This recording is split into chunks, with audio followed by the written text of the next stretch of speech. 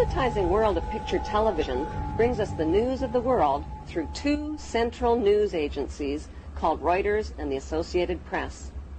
The Rothschilds bought Reuters in the 1800s, which later bought the Associated Press and made the Rothschild family owners of the world's largest central news services. To the present day, the world depends on these Rothschild-owned central news services as their main source of news and information. In his book called Who Owns the TV Networks, author Eustace Mullins claims that the major TV networks, radio stations, newspapers, and publishing empires are controlled by the Rothschild, Rockefeller, and J.P. Morgan money cartels through their corporate conglomerates.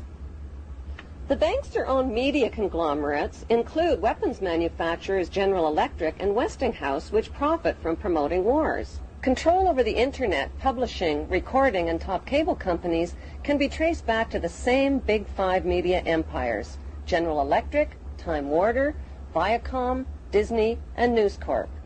These media monopolies are owned directly or indirectly by the Rothschild, J.P. Morgan, Rockefeller, and Oppenheimer Brotherhood. Yes, there are now more stations and more media voices, but they're all coming from the same ventriloquist.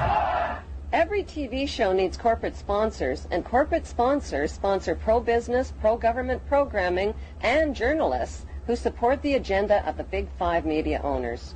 While two-thirds of the world goes hungry, these banksters offer gazillion-dollar sponsorships to sports athletes to play with their balls. Why? Because they keep the masses distracted from the important issues.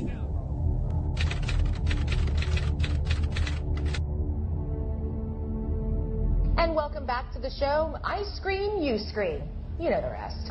I scream, you scream, you know the rest. I scream, you scream, you know the rest. I scream, you scream, you know the rest. I scream, you scream, you know the rest. I scream, you scream, well, you know the rest. I scream, you scream, well, you know the rest. I scream, you scream, we all, well, you know the rest. Got it. I scream, you scream, you know the rest.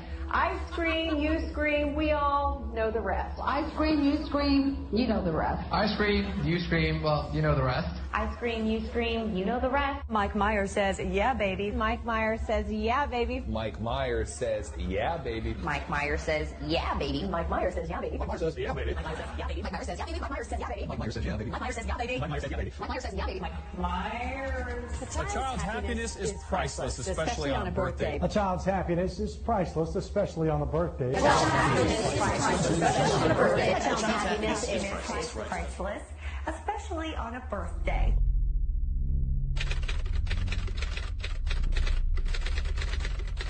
First, the severe flooding here in the Northeast as more rain continues to fall today. NBC's Michelle Kaczynski, I guess she's in a canoe, is in Wayne, New Jersey this morning. Hey, Michelle, good morning to you.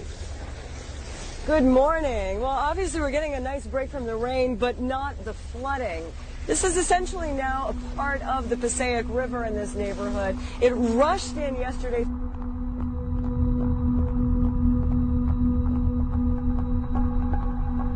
I just got a picture of the conditions that Caleb Brown has been living in for the past 2 months. Essentially, she was by the neck inside of what would look like a steel cage, roughly 4 by 4 by 6, and that steel cage was then inside of a larger container. Now, a massive search is underway in this field behind me because the victim herself told police that she believes as many as 4 bodies may be buried here. George? Boy, that is just horrific. Okay, Lindsay. An ABC News producer is being investigated by the network after reported evidence that a live camera shot on Good Morning America was doctored by falsely stringing police tape in the background.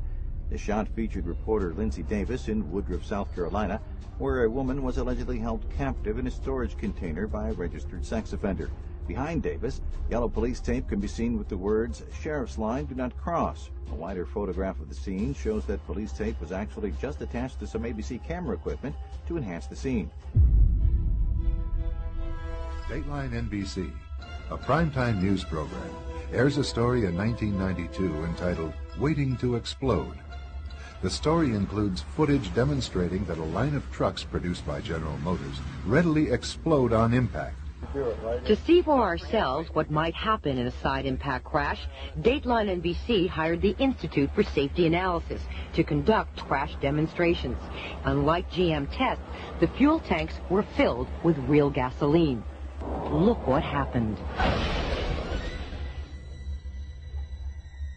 At impact, a small hole was punctured in the tank. According to our experts, the pressure of the collision and the crushing of the gas tank forced gasoline to spew from the gas cap. The fuel then erupted into flames when ignited by the impacting car's headlight.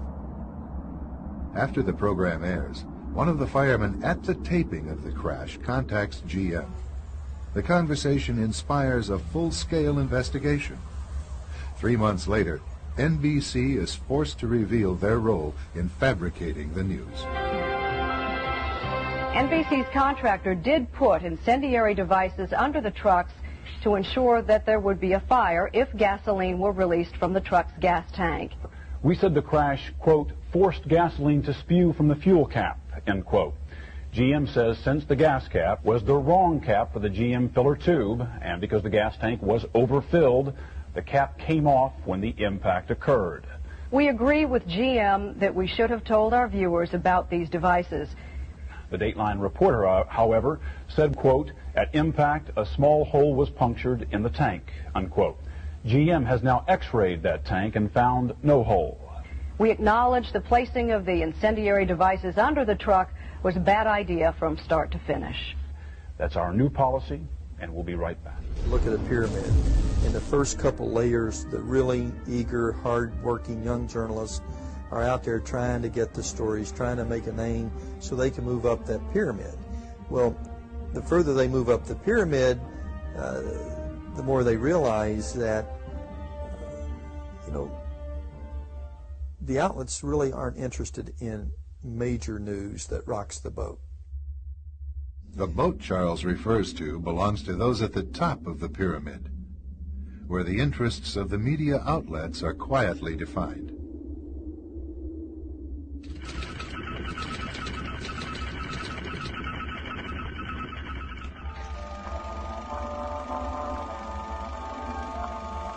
The year is 1917, and Representative Oscar Callaway enters a disturbing statement into the U.S. Congressional Record.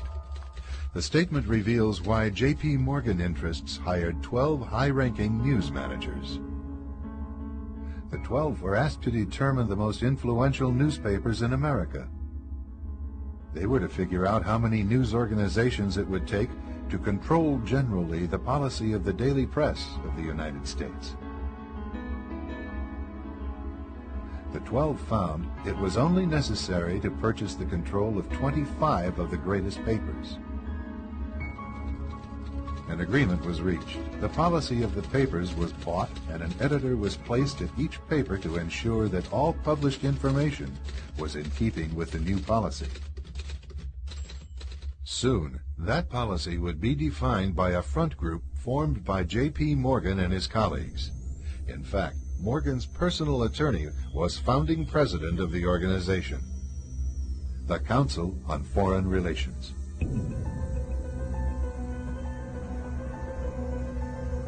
Today, the CFR maintains that its goal is to increase America's understanding of the world.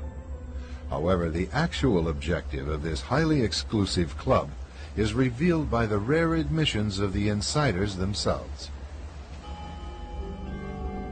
In the early 60s, a Georgetown University professor collects information for a book favorable to the network of powerful men who founded the CFR.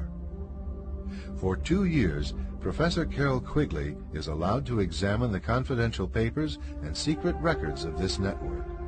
Quigley reveals that these men aim to create a world system of financial control in private hands, able to dominate the political system of each country and the economy of the world as a whole.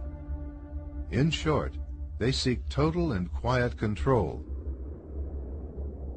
of the entire world. And the CFR is their most visible conduit for carrying out that agenda. CFR members include America's wealthiest tycoons, as well as the highly placed elite in government, academic institutions, tax-exempt foundations, and the establishment media. Ruling Class Journalists, written by Richard Harwood, describes the CFR membership as the ruling establishment in the United States. The Washington Post article boasted that news reporters who are CFR members do not merely analyze and interpret foreign policy for the United States, they help make it. Who are these policymakers? Many of their faces are familiar. NBC's Tom Brokaw, CBS's Dan Rather, ABC's Barbara Walters, Jim Lehrer of PBS, William F. Buckley of National Review, media mogul Rupert Murdoch, owner of the giant multifaceted News Corporation. These media heavyweights, and many others like them, are members of the CFR. Powerful corporations are also invited to become members. At the close of the 20th century, CFR influence presided over far-reaching consolidations of media control. In 1995, CFR members Michael Eisner of Disney and ABC's Thomas Murphy merged their media empires. Soon after the merger, the Disney-ABC empire becomes a CFR corporate member. In the year 2000, the world's largest internet service provider, America Online, joins forces with Time Warner, one of the world's largest news organizations. The CEOs favoring the move are CNN's Thomas Johnson and Time Warner's Gerald Levin, both CFR members. Once again, another media giant is created under the shadow of CFR influence. Today, an elite handful of individuals define the agendas that are supported by the empire of establishment news. Do you have any people being paid by the CIA who are contributing to a major circulation American journal? We do have people who submit pieces to two American journals. Do you have any people paid by the CIA who are working for television networks? This, I think, gets into the kind of getting into the details, Mr. Chairman, that I'd like to get into in executive session.